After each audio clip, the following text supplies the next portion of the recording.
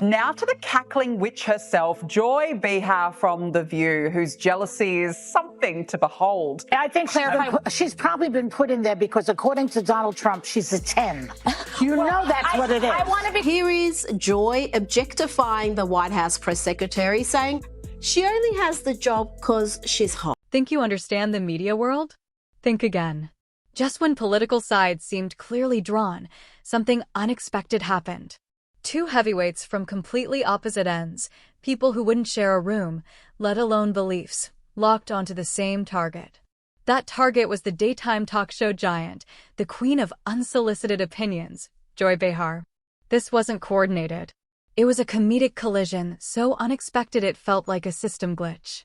A roast created by pure unfiltered reality. And Joy Behar was right at the center of it, whether she liked it or not. Empowering feminist Joy herself, everyone. And this is why, of course, she's on The View and not working for the most powerful man in the world. The View hosts have got themselves into hot water again after they did the very thing they purport to be against, undermining women's success. Joy Behar stunned viewers when she said Donald Trump's press secretary, 27-year-old Karoline Leavitt, only secured her position because of her good. She's probably been put in there because, according to Donald Trump, she's a 10.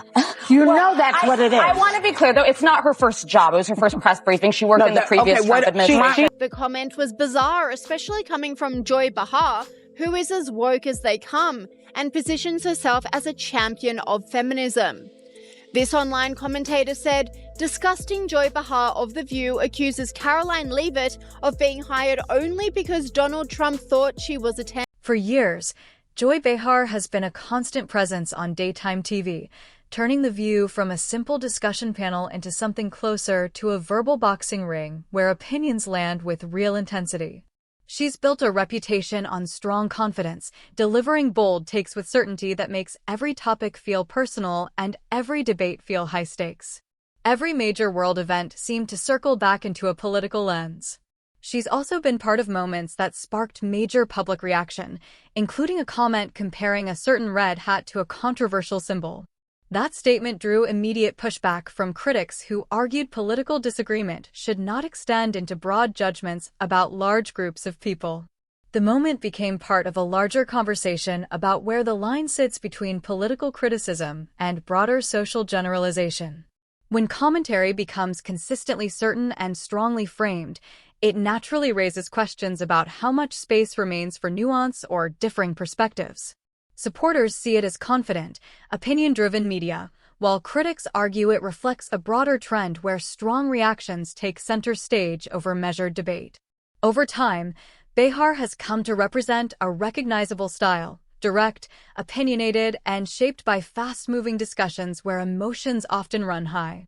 For some viewers, that's exactly what makes it engaging. For others, it reflects a media environment that prioritizes strong takes over reflective conversation. Either way, it highlights a bigger reality. Audiences are no longer just watching conversations, they're reacting to them and debating them in real time.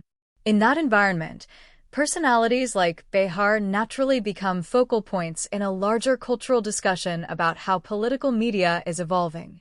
Is Joy objectifying the White House press secretary, saying she only has the job because she's hot. Enter Bill Maher.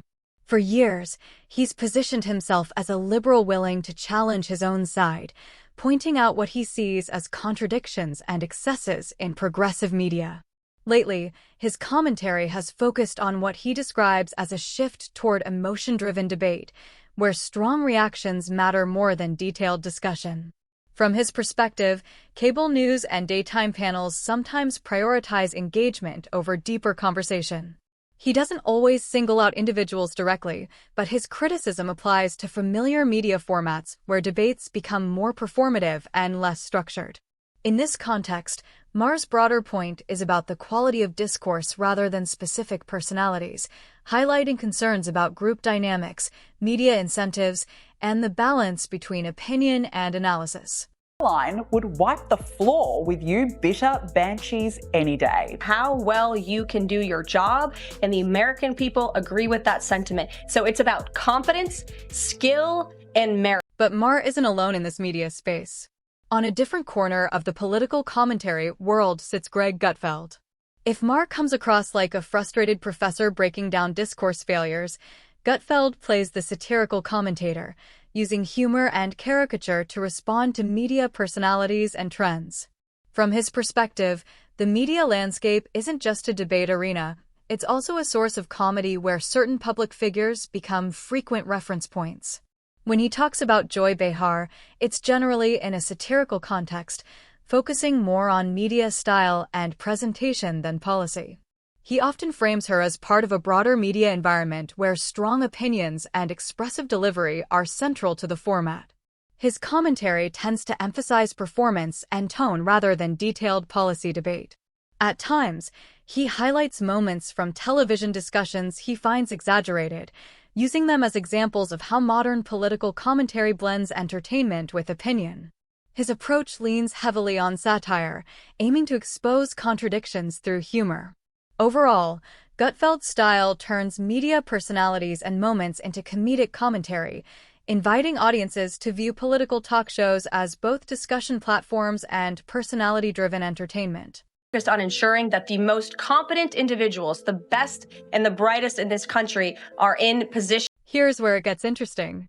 Maher and Gutfeld aren't aligned and don't operate in the same media space, but from very different starting points, they both end up circling a similar idea. That Joy Behar and the style of commentary she represents reflect a shift in modern political media. From Maher's perspective, this points to a move away from deeper discussion toward performance-driven conversation. From Gutfeld's perspective, it becomes natural material for satire within a media environment where personality and reaction take center stage. One focuses on the ideas behind the discourse, the other on presentation and tone, but both observe the same broader pattern. That pattern is a growing emphasis on certainty over nuance and reaction over reflection. In this environment, strong opinions and confident delivery often get more attention than careful debate. Both commentators, in their own ways, are reacting to how media incentives shape modern political talk. The difference lies in tone. Maher approaches it from a critical, reflective angle. Gutfeld uses humor and satire. Different styles, but overlapping observations about how political media has evolved. Behar may have your jobs because of wokeness, but do not smear a competent professional woman like Karoline Leavitt. What this unexpected overlap reveals is something bigger than simple political disagreement. It points to a broader cultural issue, how complex topics are increasingly handled in public discourse. In this framing, Joy Behar is often treated by critics less as an individual and more as a symbol of a certain era of political talk shows. From that perspective, she represents a style where strong delivery sometimes overshadows nuance and fast-paced commentary leaves little room for detailed discussion. Maher interprets this trend as a shift away from deeper conversation towards surface-level certainty. Gutfeld approaches it through satire, focusing on moments he sees as exaggerated or highly performative. While their tones differ, both are reacting to the same broader theme, how modern media rewards confidence, reaction, and strong opinions. Both point to a pattern where political commentary becomes more emotionally driven and performance takes priority over careful argument. In that environment, media figures often become reference points in a larger discussion about how public debate is evolving. The result is not about any one person, but about how the system of political media works today, how incentives, audience engagement, and fast-moving commentary shape the way ideas are presented and received. With your nonsense, and don't lie about this being her first job. We know what you're doing there. He walks off with a smirk straight out of his satire corner. The fact that Democrats have been labeling President Trump a to democracy for the better half of 10 years. Let's talk about how they have compared him to Hitler, one of the worst mass in the history of the world, and that Kamala Harris and Joe Biden weaponized the court system and the justice system in this country against Donald Trump in an attempt to imprison him. He sat through a courthouse for 7 weeks this past year, and the Democrats were hoping he would go to jail for it. That is real political violence that has led to 2 heinous attempts on President Trump's life that, by the grace of God, he was able to escape, and he is here with us. This wasn't a coordinated attack or a unified front. It was cultural commentary coming from two very different corners, unexpectedly aligned by a single shared subject. The humor comes from that rare accidental agreement. They're not aligned on policy or politics. What they converge on is something else entirely, the idea that a certain style of media performance embodied by Behar can be viewed as overdone, counterproductive, and open to criticism. Mar brings a reflective critical tone, expressing concern about public discourse with weary intellectual skepticism. Gutfeld leans fully into satire, delivering punchlines with a sharper, more playful edge, pointing out what he sees as contradictions in the performance. In a way, Behar becomes the unintended focal point of both critiques, not because of any single statement, but because of what she represents in their interpretation. A broader pattern of television punditry that often emphasizes certainty over nuance and emotion over depth. In their shared framing, The View stops being just a talk show and starts resembling something closer to a public forum for strong opinions, where confidence is constant and self-reflection is less visible. Mar approaches this through concern about the quality of discourse. Gutfeld treats it as material for satire. Different angles, similar observations, and in that shared observation lies the point they both independently circle back to. If this style of commentary defines mainstream conversation, it raises questions about the system that rewards it. Knows a little bit about political because he's experienced it himself. And talking about the tragic realities of that Liz Cheney and her father Dick Cheney have got this country into is not political. It's talking about the reality of the foreign conflicts that the Washington, D.C. establishment have sold out young Americans to for decades. What does this mean for the future of political media? It may suggest that comedy still has an advantage when it comes to highlighting contradictions, even inside polished production and studio lighting.